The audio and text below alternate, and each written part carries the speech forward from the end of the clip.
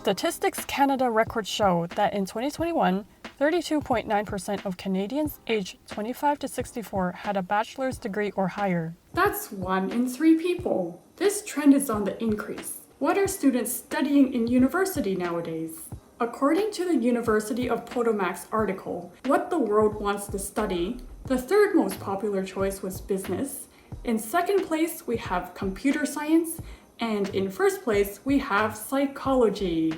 Guess what all 3 majors have in common? They all require the study of university math. My name is Clara Tong. I tutor math online to students ages 11 and up. I help middle school students learn to see math as a system for organizing numerical relationships rather than tedious brain work that adults say is good for them. I also help high school students go from being that student who only understands the problems done in class to being able to tackle any type of problem that a teacher can throw at them on a test. I have made a free information package about the types of math courses that are required for Canada's top 3 majors in 11 universities across the country. Why?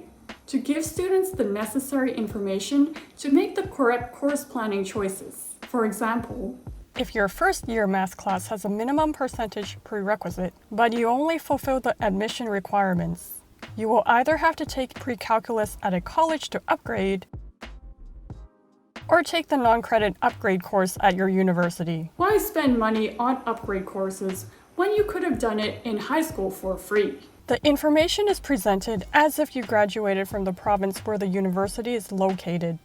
Universities sometimes have different requirements for students who come from out of province. For example, if you're applying to study computer science at Queen's and you graduated high school in Ontario, it says that you need to complete the Calculus and Vectors course and another 4U math course. But if you are from BC, calculus is not a requirement. But you still might want to consider taking calculus in grade 12, even if it wasn't a requirement. True story.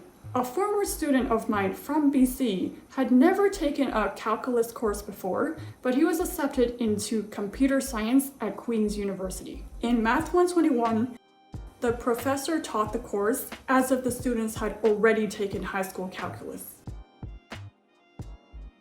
I have left all the links so that you can find the information that applies to your specific situation. These prerequisite requirements are not just a box to tick off. They are necessary to study the chosen discipline. In psychology, statistics is used to evaluate the results of research studies. Is your hypothesis about the correlation between social media and sleep quality statistically significant? What is the likelihood that the results of your study could have been produced by chance? If you did well in Precalculus 11 or Foundations of Math 12, you are prepared to handle the reasoning and logic required for stats courses.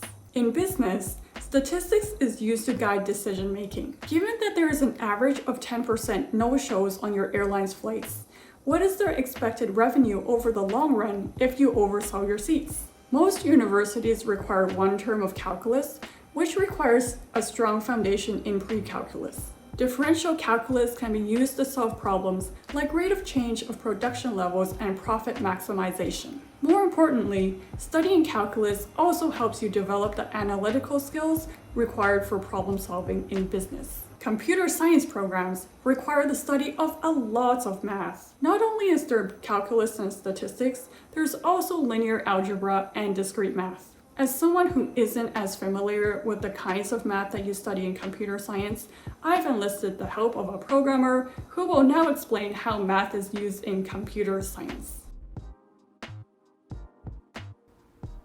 My name is Eugene Chen. I am a software development manager. I have a Bachelor's of Science in Computing Science from SFU.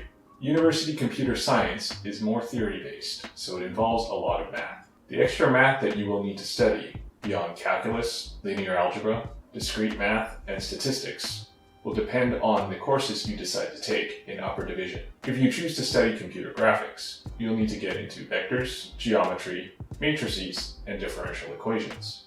If you choose to study networking, you'll have to get into graph theory, combinatorics, and signal processing. This is meant to be an example list, not an exhaustive one. To look at an application-related problem, Let's say you're trying to build a login service for a popular streaming platform. You could have anywhere between 1 and 1 million people logging in at the same time. Initially, this may seem like a linear growth problem. However, every login requires authentication, loading of preferences, watch history, and recommendations. All of these take a non-zero amount of resources and compute time. Suddenly, this becomes an exponential growth problem. Understanding the difference between these two will be part of the constraints that you will have to consider when building the solution. If you are able to solve math problems, you can generalize this ability to tackle the issues that you will face in computing science. I hope you find this guide helpful for planning your high school math courses. Even if university seems like a long way off right now, what you're learning in school is necessary to prepare you for the next grade, which will prepare you for the next grade, so that one day you will be ready for the schooling that leads to your dream job. Like this video if you found it helpful, and don't forget to subscribe to my channel for more content. You can always visit my website to learn more about what I do. Thank you for watching this video, and I will see you in the next one.